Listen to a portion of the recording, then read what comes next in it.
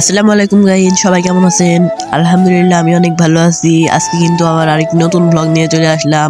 আজকে কিন্তু আমি যাচ্ছি আমার নানির বাসায়, মানে আমাদের কাজিনের নানির বাসায়। কাজিনের নানির বাসা মানে তো আমাদেরই নানির বাসা, তাই না? আমাদের সেই গ্রিন ভ্যালি পার্ক পার হলাম।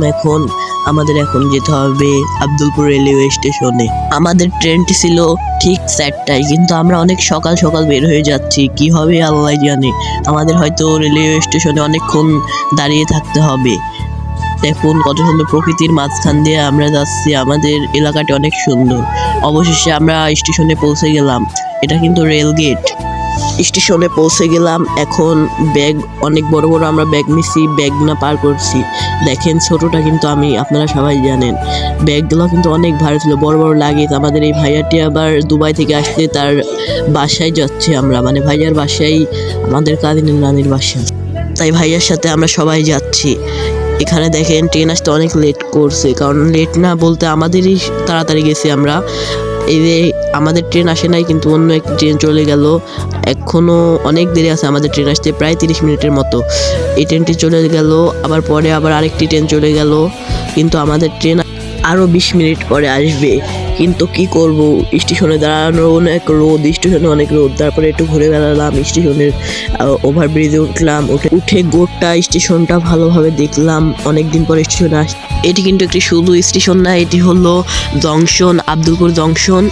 এখানে প্রায় সব ট্রেনই থামে, তার জন্য আমরা এখানে চলে আসলাম। আমাদের এখান থেকে কিন্তু 3টা স্টেশন আছে, 3টা স্টেশন থেকে কোনো একটি স্টেশনে উঠলে হয়। কিন্তু একটি স্টেশন আছে আজিমনগর স্টেশন, ওখানে কিন্তু আমাদের এই ট্রেনটি থামে না। এদিকে ঘুরে দেখলাম এখনও 10 মিনিট বাকি আছে। তারপরে দেখি ফাইনালি ট্রেন চলে আসছে, ওই ট্রেনেই কিন্তু আমরা উঠবো। তারপরে ওটার লেগে ব্যাগ লাগেজ নিয়ে রেডি হলাম। এখন কিন্তু অনেক ভিডিও করতে পারছিলাম না, তাও আপনাদের দেখানোর জন্য ভিডিওটি করছি। আপনারা কিন্তু শুধু আমার বুক দেখতে পাচ্ছেন, এই যে এখন দেখেন মুখ। ফাইনালি ট্রেনে উঠে গেলাম, অনেক কষ্টে, অনেক চাপাচাপি করে ট্রেনে উঠছি। এখন দেখেন আমাদের ট্রেন কিন্তু ছাড়ে না, এখন অনেক দেরি। এখানে অন্য আরেকটি ট্রেন চলে গেল, কিন্তু আমাদের ট্রেন এখনও ছাড়ে না।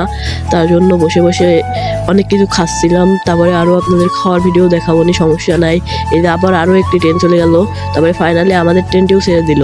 এখন আমরা আবারও খাওয়া দাওয়া করছি। দেখেন সবাই মিলে নুডলস খাচ্ছি, বাসায় থেকে কিন্তু নুডলস রান্না করে আসছিলাম। দেখেন যেতে যেতে দেখি সন্ধ্যা হয়ে গেছে। আমি সুন্দর একটি আবহাওয়া নিচ্ছি, সুন্দর বাতাস।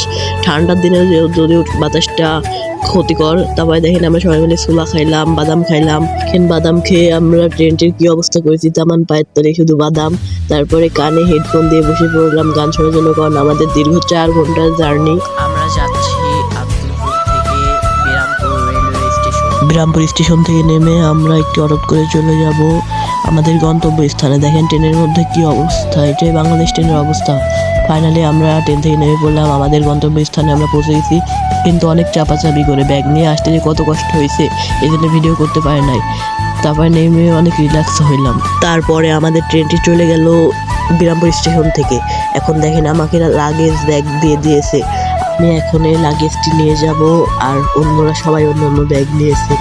আমার মনের মধ্যে অনেক এক্সাইটমেন্ট কাজ করছে, কারণ আমি জীবনের প্রথম আমি কাজিনদের সাথে তাদের নানির বাসায় যাচ্ছি। দেখেন আমি তামান ঘুরে ঘুরে দেখছি।